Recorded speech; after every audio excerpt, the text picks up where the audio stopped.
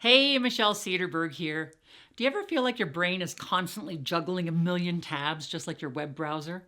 Between emails, meeting notifications, the influx of AI and all things digital, not to mention all the distractions and entertainment available at your fingertips, Technostress is real.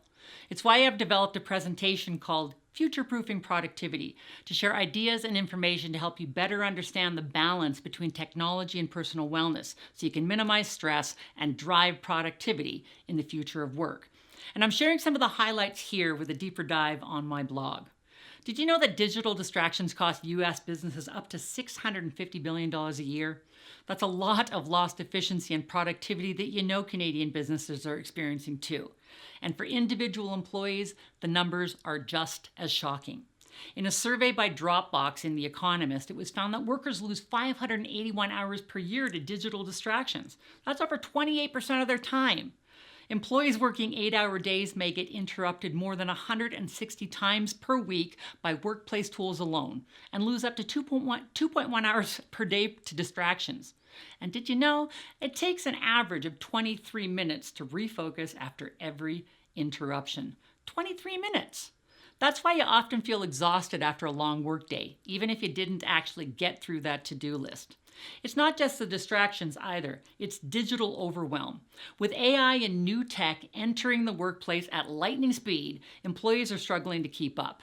77% of workers say that AI tools actually increase their workload because they spend more time reviewing AI-generated content.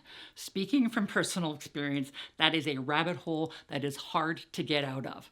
53% report anxiety over the rapid pace of workplace technology changes. Can you say learning curves? And 58% feel like they're always on, struggling to disconnect from work even after hours. When you add in recreational screen activities such as social media, streaming, and gaming, the brain gets very little downtime from digital bombardment and techno-stress ramps up. Yes, we love technology, but let's be real, it can be a lot to handle.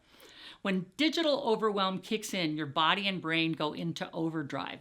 The prefrontal cortex, the brain's decision-making center, gets exhausted from decision fatigue.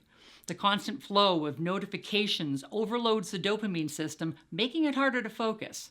And stress hormones like cortisol spike, triggering anxiety, poor sleep, and, dare I say, burnout. The result is more stress, less focus, zero energy, and not much fun.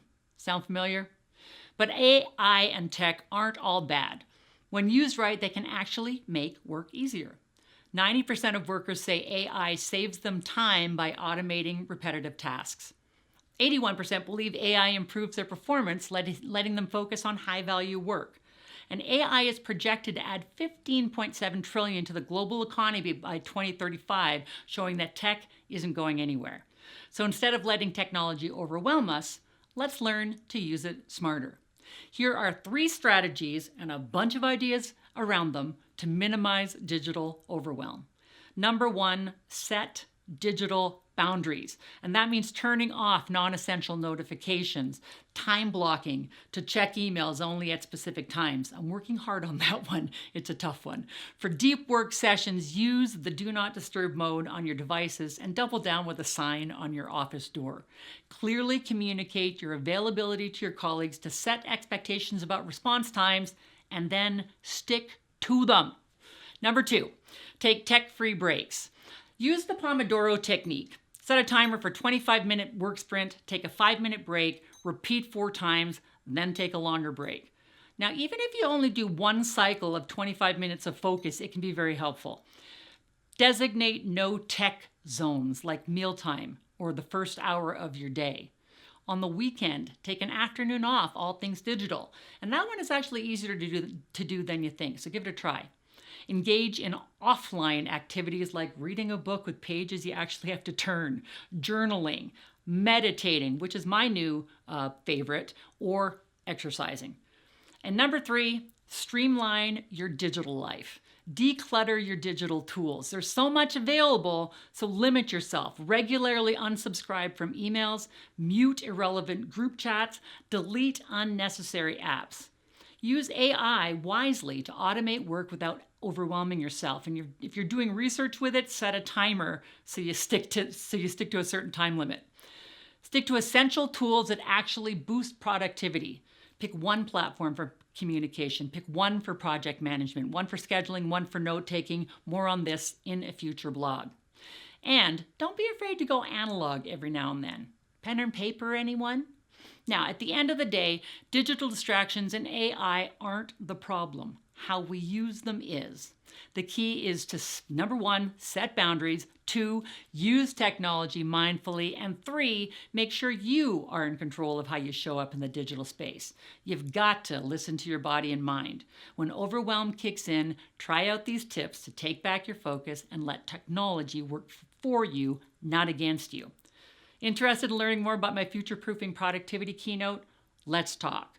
And check out my blog where I'll dive deeper into different aspects of this topic. Plus, it's where I've cited all the research. If you found this helpful, hit like, subscribe, share it with your friends, and drop a comment below. What's your relationship with technology? Where do you struggle? Let's talk.